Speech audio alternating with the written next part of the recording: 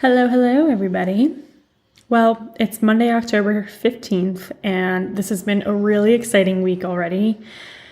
I'm not sure if you saw my post on my Facebook page, but I won the 2018 Innovation Award from the American Dance Therapy Association because of this podcast, and of course, because of all your support. So I'm just really excited and blown away by, the cheers that I heard from the video as Christina Devereaux accepted the award for me, and by all your comments on my post letting me know how much I deserve this, because I have to remind myself that as well, and just sending me your well wishes.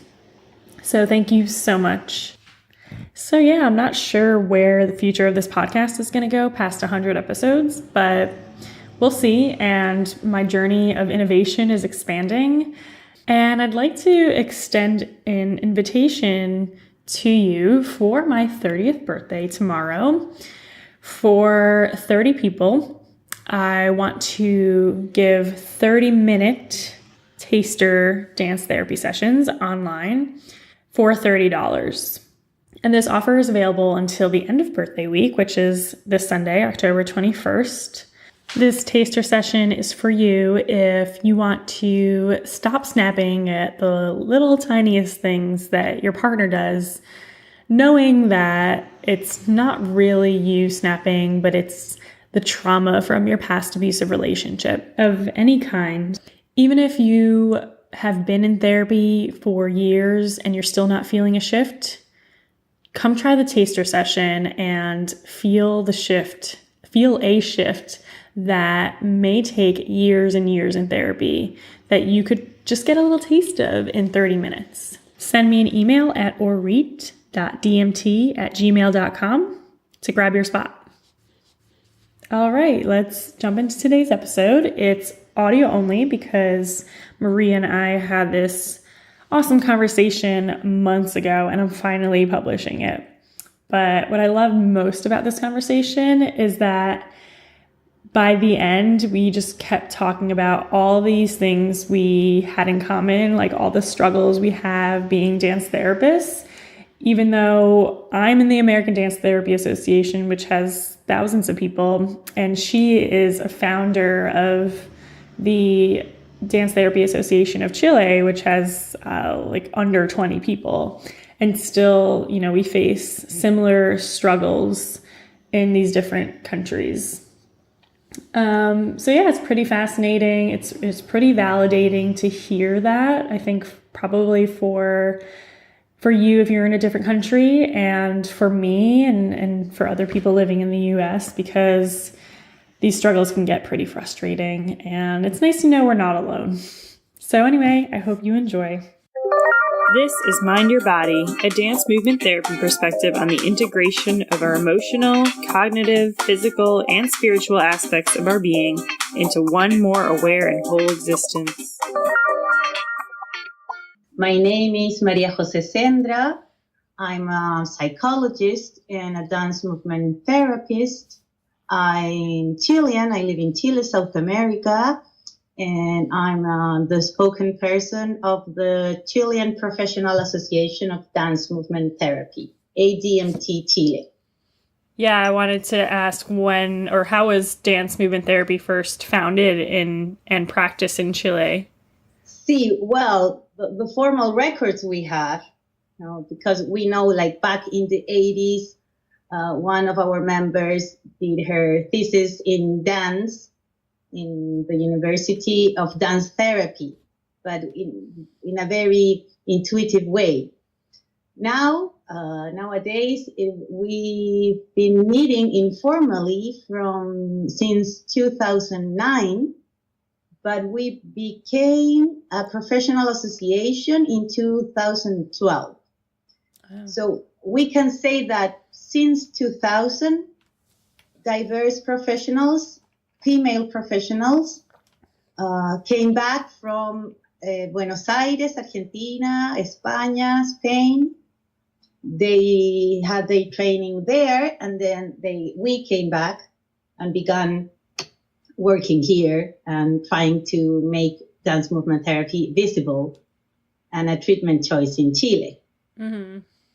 At first, we wanted just to talk and get to know each other and share this passion, of movement in a therapeutic context. And then we began to feel that we needed more structure, a formal structure. So this idea of being association, and that from then till nowadays, more members are coming and more people are having this professional training in other parts of Latin America, because there's no professional training yet in Chile. We offer workshops, courses, but still we don't have a professional training of at least 600 hours that could be defined as a career of dance movement therapy for us. Gotcha. So yeah, we are pioneers here. Yeah. Yeah, it's really, really new. How many are you? We are 13 professional members, active members, that we have ended and complete our professional training. And there are other 12 members that are in the process of becoming a dance movement therapist. There are also other members that are not in the training, but that love support movement, and they want to join our organizations and be part of it and be part of the movement spaces that we organize and the group studies that we have. So some people from the art therapies also can join us, or psychologists or dancers that just want to know more, but still don't know if they want to become a dance movement therapist. Yeah, it's pretty small. 13. Yeah. And we began being just 10 members. Well, you got to start somewhere. Exactly. Where do you practice dance therapy in Chile, and how is it generally viewed by other mental health professionals? Well, being pioneers means that we have to explain people what DMT is about. First, we have to explain people what is this about. And at first, many people ask, is it yoga? It's like yoga. Is it meditation with movement? It's like biodance.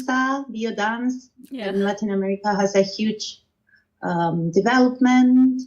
And many times words are not enough to explain it. But still, all these years, we've been trying to explain what dance movement therapy is about, what are their differences with dance therapy, with educational dance, trying to explain this difference and trying to find our identity also. For example, how verbal language is also very important to us.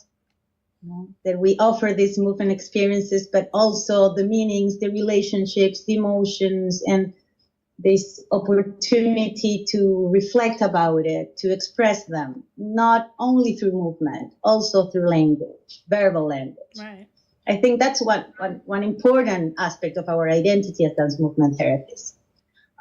Dance movement therapists in Chile have small spaces in public health, psychiatric clinics also, some community centers, private practices also, private groups, I would tell you, and also some spaces in some academic spaces in the university to teach dance movement therapy or some aspect of dance movement therapy. I would say those are the most important spaces where we develop nowadays. But still, there are a few resources, a few programs, and not very specialized programs. So there's plenty of work to do. Oh, yeah. And I don't know if this is going to make you feel better or worse, but we have to explain what we do all the time here, too. It's really... I don't know. I'm always surprised that the ratio of how many people I have to explain what dance movement therapy is, it never goes down. Like if I were to meet 5 new people in a day and I had already explained it 4 times to people, I would want to feel confident that this last person, the 5th person, knows what it is and would be like, oh, that's really great. I've heard of it. But it's like, it always surprises me how many people still don't know. See. So I think that's probably a lifelong or career-long responsibility of dance movement therapists, at least in the near future. Exactly. Also with colleagues, with other professionals. You asked me about the support of our other mental health organizations. Well, last year, an important event is that dance movement therapy was included in the registry of alternative medicine, complementary medicine, such as, I don't know, Reiki or Bach flowers or art therapy also, such as some creative therapies. But now, so in the future, it's going to be part of the list. So part of the therapies that people could have access and information in some public spaces, public context. We hope so.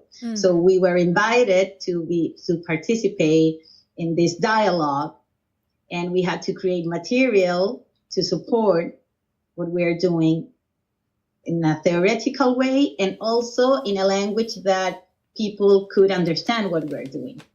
So that's great. That's great for us to be part of this process and to make our discipline more visible and to make it more valid, to validate our profession also.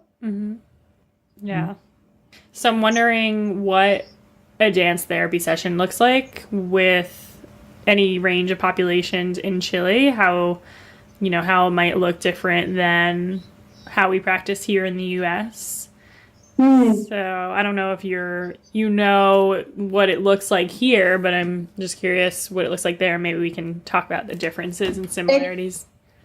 Exactly. I was going to tell you that we are also curious about how DMT works in the USA. We can identify what do we have in common and what's different about it. Here, we have a structure of the session, like the first part, the check-in, like to check how is my body, how can I make it more present, and then physical and psychological pre-training or training, and then the central part where more freedom, where we work the objective of the session, and then the closure that could be through movement, through some gestures, through art, through words, verbal language. I would say that's the structure of our work. It can change, of course, because we know that DMT is flexible and that it considers all the elements that come up spontaneously in the sessions. Right. That's one of the parts that I love of DMT, that possibility to have a structure and flexibility at the same time. We work in private practice, and that I think it changes. It depends on the professional. In my case, as a psychologist, it depends on the case. It depends on the patient, if the person wants to. But we live in our bodies, so we are always working with movement. Sometimes with more explicit experiences of movement, other times with more structure, other times just asking about breathing or taking some important gesture that appears that it has its power. And so we work with that potential, and mirroring, very important to us. And we work very much in groups, So in sessions that can have a length of an hour and a half till 3 hours. A session can last 3 hours? Yes, a group session could last 3 hours. See, that's different. And that part, that's new for you? I said, as far as I know, that is different. I don't know anyone who has a 3 hour session. I'm amazed. Oh, okay. I'm amazed by that, yeah. Yeah, we do. And then there's a part of me we that's like, what would I do for 3 hours? exactly. Well, it gives you in our case, I have a center of dance movement therapy, which is called Vaiven, that emulates like the movement of the nature. Vaiven would be like that. Mm. And there we are working in sessions of 3 hours on Saturday mornings. And it gives you a lot of time to work each moment of the structure of the session. So, for example, all the physical, psychical training of the first, we can work in pairs, for example, and go beyond that. Well, we also can have a break at some point. And who would like typically who is working with you in a 3 hour session? Because I imagine that takes a lot of stability and focus and digging deeper, right? Exactly. Yeah, exactly. Well, in other spaces, for example, in context of psychiatric problems, probably the sessions will be a lot shorter, 30 minutes, 40 minutes, an hour. Maybe it depends on the institutional context. In this case, just people like with no diagnosis, is that the word? Diagnosis? Yeah. Just wanting to explore further in their self-awareness. Yeah. See? So it has to do with that kind of group. Mm-hmm. And in other groups, working, I don't know, with gender-based violence, could be 2 hours, an hour and a half. And it also depends on the number of people in the group for all the sharing part and all that. You know, so each person can have the time they need to reflect and explore. So it's always the same amount of time. Well, in public institutions, it's mostly, and depending on the population, it could be from a half hour to 45 minutes to an hour. As far as the places that I've worked, and which is only only one region, so I don't know, maybe there's something else I don't know about, but it seems pretty consistent across the U.S. And then when you do private work, you can make it as long as you want. Yeah, well, this group that I'm mentioning, for example, it's private in a way. Right. We organize it. It's our proposal. Right. In institutions, probably 2 hours, an hour and a half. In groups, individually, probably an hour. Mm. The 3 hours, like the length of the 3 hours, sounds like more like a workshop to me. But that's exactly. Yeah. Well, it is a workshop. It is a workshop. Yeah. Okay. But if everybody's again, I don't know across the states, but if everybody or if most hospitals and institutions are overseen by the same regulatory body, then most of the time, the session length that's required is the same. Oh, okay. Yeah, but if anyone listening to this has a different experience and I'm totally off, then just correct me and let us know. Exactly. I know that some of my colleagues are working in some institutions where they have 2 hours to work with patients. And even though sometimes we think it's too much for some populations, so for some groups, so probably we take a little bit longer to start and then a break a little bit longer. So that gave us, because we cannot work 3 hours or 2 hours moving all the time. Yeah, yeah, of course. So in terms of treatment choices, why, and, in terms of treatment choices in your culture and maybe things that we wouldn't know about, why would somebody want to use or want to see a dance therapist as opposed to a talk psychologist? Well, when you ask me this question, makes me remember when the dance therapy began. It was part of a social movement. So, well, in Chile, the last 20 years, 10 years, people began to explore alternative treatments.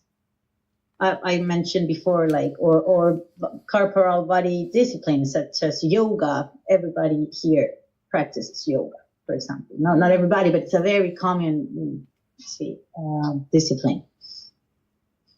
But I think that the people in Chile wants to integrate their body, their sensations, their emotions to the context where they want to be helped.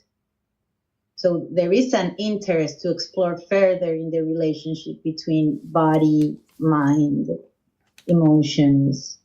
That's why many people comes to our workshops, comes to our classes and courses at the university or in our private centers. So, and also in patients, there is an interest to consider it. And there's also, from my experience, from what I've seen in patients, that they have the tools to reconnect to themselves and also to assign meaning to their movement more easily. I don't know how to say it. So I think that it's part of a desire to integrate themselves, or to integrate ourselves. So it's not that strange if I want to ask a patient, what meaning do you assign to your neck pain or to your stomach pain? Mm-hmm. That's not that. What are you talking about? I'll probably say, well, I think this has to do with my history. I think this has to do with my relationships. And so it's impressive how people many times are not looking for dance movement therapy, and they just find these professionals who have this training, and in some way they let them be guided into movement. In other cases, people just are looking for a dance movement therapist. Sometimes patients come to me because they say, I want to work with my body. I want to include my body in this process of healing. But many times people are not that conscious, and they are just looking for a safe space. And I think that our work with no judgment and really considering small details that has to do with a more sensitive approach also makes a difference, in my experience. Yeah. And they might not be able to find that elsewhere in Chile. Exactly. Yeah.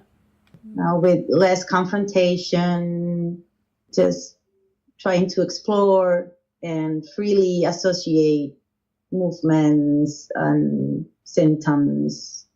I think that's happening in our culture. So the spaces we offer, for example, from ADMT, we're usually receiving emails from people who wants to know more about courses, about workshops, about sessions. They want to have professional training in Chile. They are still going to Buenos Aires, which is the nearest place to have this professional training. So they go there, they take courses with us, because we're all also, the members of the organization of the Professional Association of Chile have their own centers. Some of them are getting to the university and not yet having a professional training, but they are somewhere in the middle.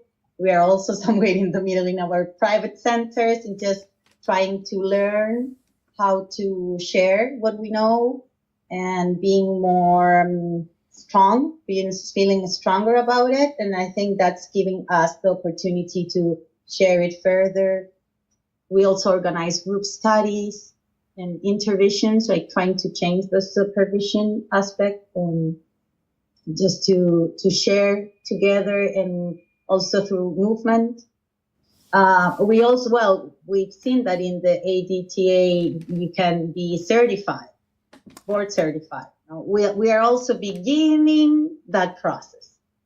Now, everyone bring their papers, their certificates, the hours they make, trying to support the members that are through the process to be motivated to end it, complete them. So the idea is that later on we also can have registered professionals that have the support of ADMT Chile and creating our ethic code. What would be some considerations or things to consider about what should be different for Chile? For example, we've been talking about the hours that we need to be defined as a dance movement therapist. I imagine that the US have more severe standards.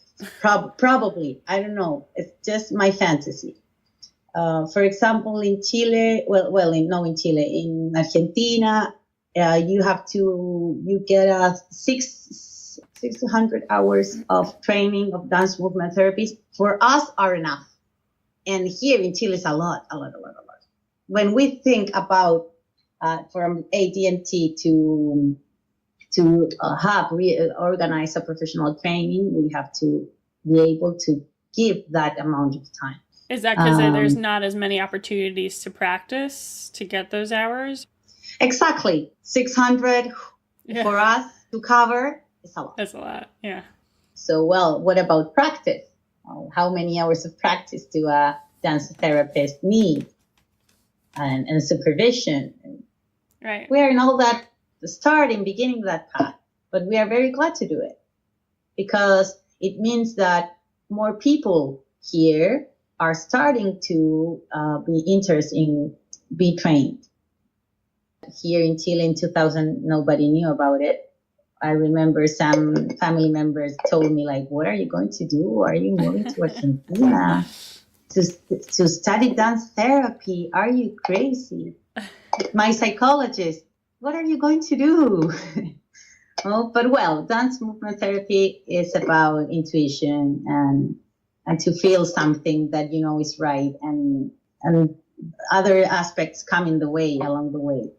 At first, the passion, we want to be together. Then later, began all the process. All the many times are not much fun, but are part of giving a formal structure here. That's very important to us. So we have committees of public relations, of admission, movement spaces, intervention, group study. If you could have more support in one area with being a dance therapist in Chile, what would it be? Well, probably in mental health programs. That's where we need resources, and to be able to get to offer this alternative treatment as a choice in diverse programs such as depression, alcohol problems, gender-based violence, autism. Nowadays, I think that we work more like in context of very severe psychiatric problems, but there are many other important elements and contexts that DMT has no place in public and private spaces. So I share these questions with the board of the ADMT. So some of my questions also are answered by them. And I think that more specialized resources or resources so that DMT can be more specialized, and we can also research in a more systematic way. I think that would be great. Do you have grants? Probably. Like you can apply for a grant there? Some resources to apply? It's hard. It's hard nowadays. Not that I know, that we know. Now it's just like some governmental offices that have some interest in movement and expression, and they just heard that there's some dance movement therapy, and if you're very lucky, we go there and we do dance movement therapy. It's something like that. So we hope that being part of the registry of the Health Public Ministry could help us. There's just one program in Santiago that we know about, that they are doing DMT with resources, working with pregnant women in groups. That's a pioneer experience that we hope it could be later applied in other contexts. That would be great. But as you see, a lot of private practice and just some small spaces in some public health institutions or private institutions. So sometimes it's very frustrating, but when we have an opportunity, we just go for it. You just take it.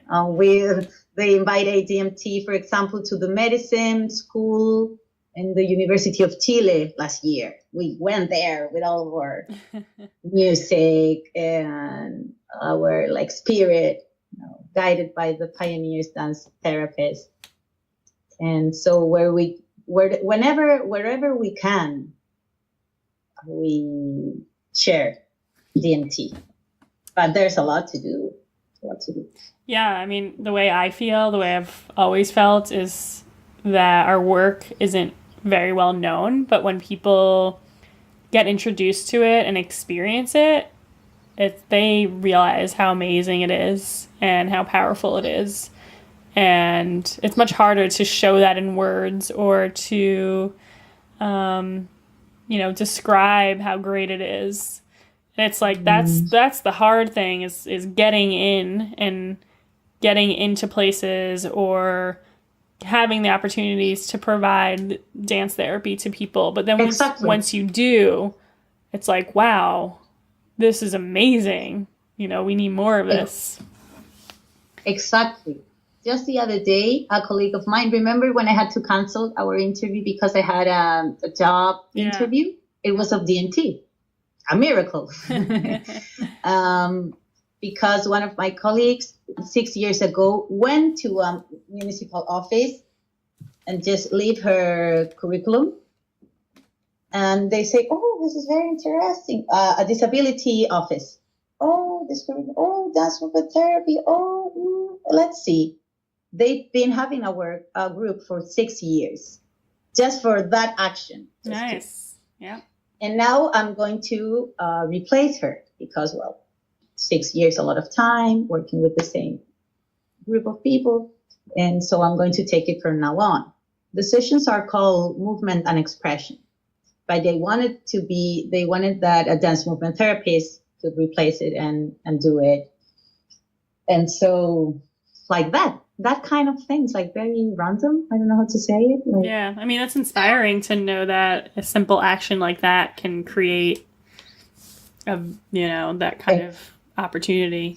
And patients also tell me that they are amazed when they realize that they can receive help from this perspective, from this approach. I think the patients always, not all patients, but many patients fall in love with dance therapy. But there's also a side that happens here that the staff or the professionals are uncomfortable with it and uncomfortable with the looseness of structure and, that it's not so behavioral or whatever, their feelings are about it. And they cut the program too, which is so unfortunate when that kind of thing happens. I mean, sometimes it's just money runs out, but there's also a discomfort, even if it's not a matter of cutting the program or not.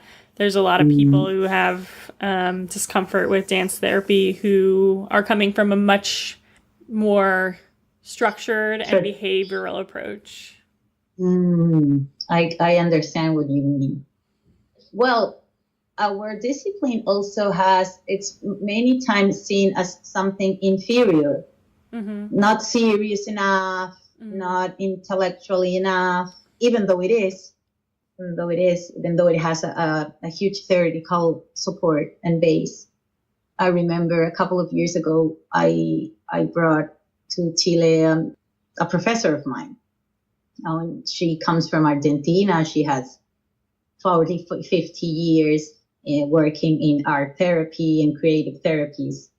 They come from some place which is called El Instituto de la Máscara, the Mask Institute. They work with psychodrama and mask, and very, very powerful. She works in the University of Argentina for many years. And she told me that till nowadays, in some places in the university, she's just in the hall and they say, oh, hi, you are the one who do that weird things. Yeah.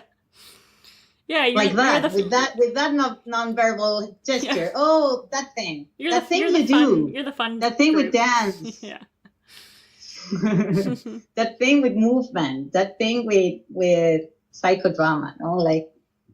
Yeah, Like they, my staff and I used to joke around, like everyone was like, "Oh, you're the fun department," because we had a really great department. Everyone was really very, very smart, motivated, passionate, and just wonderful therapists. And so, yeah, we mm, had really great groups, and we did really great work. But people would still say, "Oh, you're the fun group." And it's like, yeah, it might look like we're providing an enjoyable therapy, but it's so much more than that. exactly. And also values such as creativity, how do you say it? Spontaneity. Mm-hmm.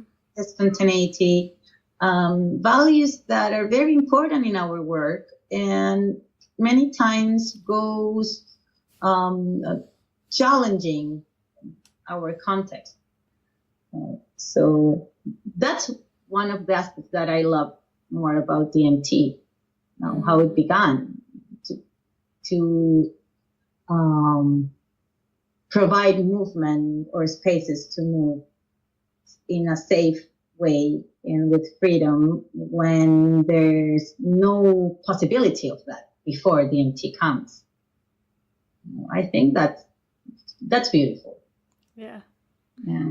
And I think many people do not give it the value that it has, but for me, that's amazing to reconnect to ourselves, to others, to move from how we feel, from how we think, not for prescriptions, just to be invited and guided. Oh, I love that. Yeah.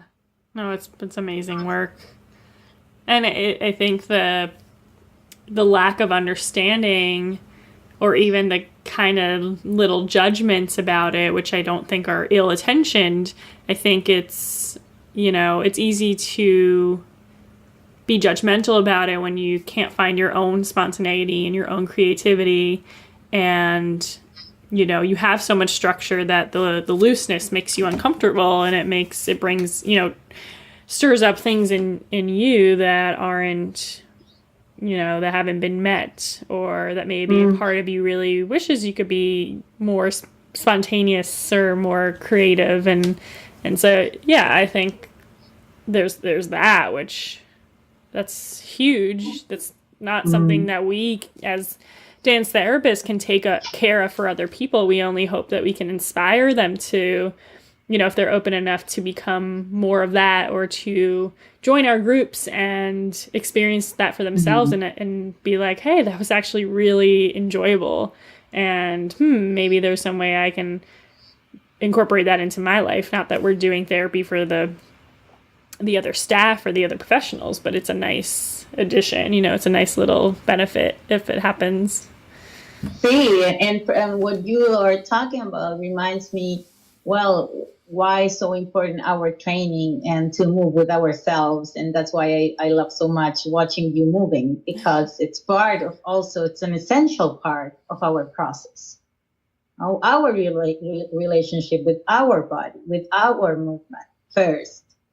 Yes. Yeah, I really want to be connected to that creativity and to assign it value, so that we can help people to learn how to play with themselves, how to play with their connections.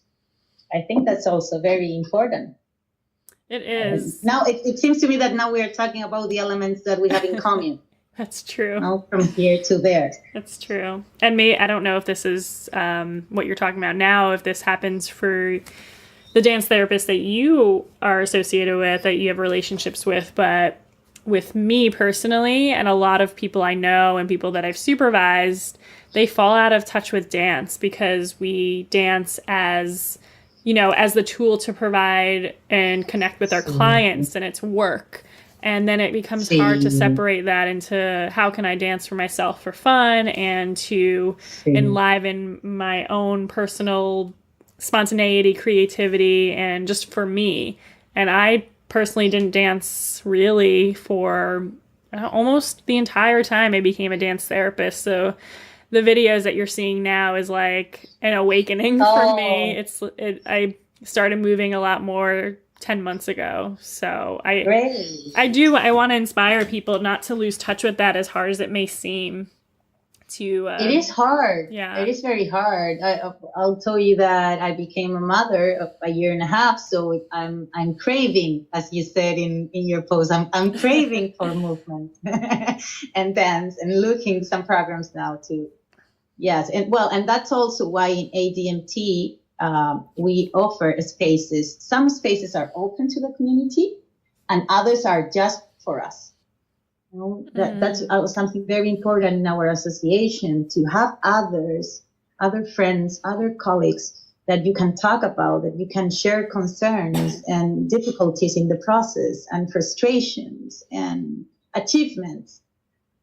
Yeah. And that's also part of our spirit as an association, to be together, to share, to dance together also. So when we had to do the dirty work, as you said, some members say, but we are not dancing. And we were like, yes, but we have to go to the Ministry of Education, and we have to go here, and we have to hand in that paper, and that the board meets at least once a month, and also the committees. And so the last assembly, we had a moment of movement before the meeting, before the formal meeting. So that's very important to remind that, as you said, and it's easy to forget. I think that's great. If you have to do more intellectual work, to at least have this ritual of starting with movement and ending with movement, even if it's just eye contact or something like that, something that's more embodied. Sí, exactly. Thank you. I'm very glad to finally meet you, and also to try to express our, support and energy to continue with this process, to make DMT more visible. So I also appreciate the work you do, because that helps us all. Thank you.